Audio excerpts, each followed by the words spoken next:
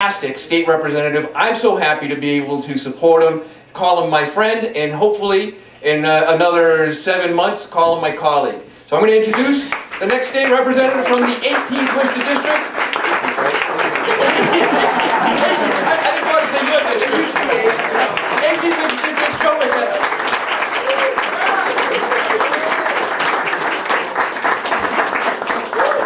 Well, thank you so much, Jen and Peter, and for everyone standing up here. I truly appreciate it. And it's easy having that relationship with someone like Peter, who makes it easy to be a colleague and doesn't treat you as a subordinate, but treats you as an equal, treats you as someone who values your respect. So thank you, Peter, for everything you've done over the past 3 years.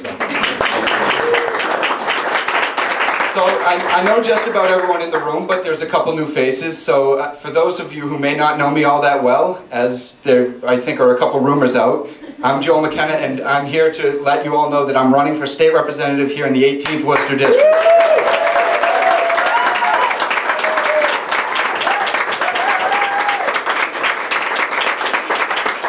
And so I've grown up in the area. I grew up in Charlton and now live in Webster here, and am proud to be running for the 18th Worcester, which represents Sutton, Douglas, the southern 2 precincts of Oxford, and Webster, which, as we know, is home of Lake Chagagagog, Manchagagog, Chabunagunagog. And everyone obviously also knows that that means you fish on your side of the lake, I fish on my side of the lake, and everyone votes for Joe. Proud to have that in the district.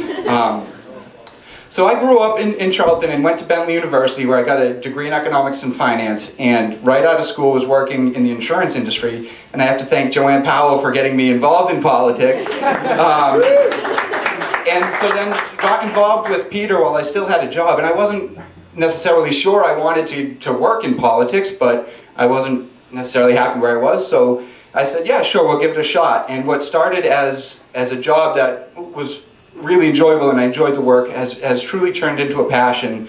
And doing the work of a legislative office, of a state rep's office, helping the constituents, has really turned into a passion. And the most rewarding part of the job is helping those constituents in need when they call needing some help dealing with this government that we have that is just daunting when you talk about unemployment and disability and the bureaucracy that's at the State House. And to talk to constituents, people ask me, you know, why are you running? And I say it's because the last 3 years working at the State House, I've had the privilege to talk to constituents across the board, whether it's visiting a school or visiting the senior center, and repeatedly you hear that people aren't getting the government that they really want and ask for. You're getting a government that instead taxes you, ties taxes to inflation, has proposed $2 billion in taxes. Thank God we were able to bring that down to $500 million. Not that that's an easy pill to swallow. Yeah, a measly $500 million, exactly, and tied it to inflation. That targeted industries to tax, that is implementing a nationwide curriculum to bring our schools down to a national level.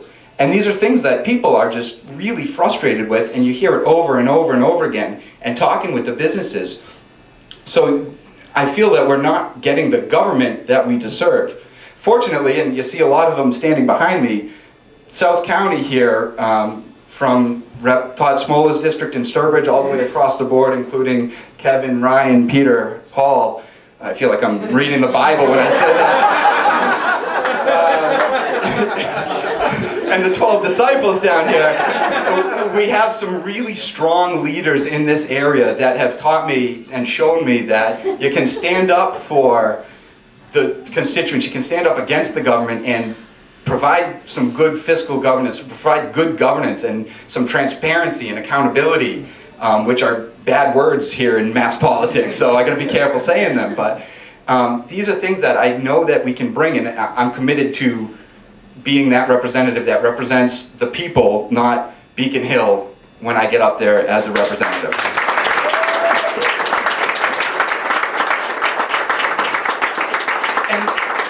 And a lot of that's not reinventing the wheel. It's not doing any crazy new policies. It's just making a better environment to do business here in Massachusetts.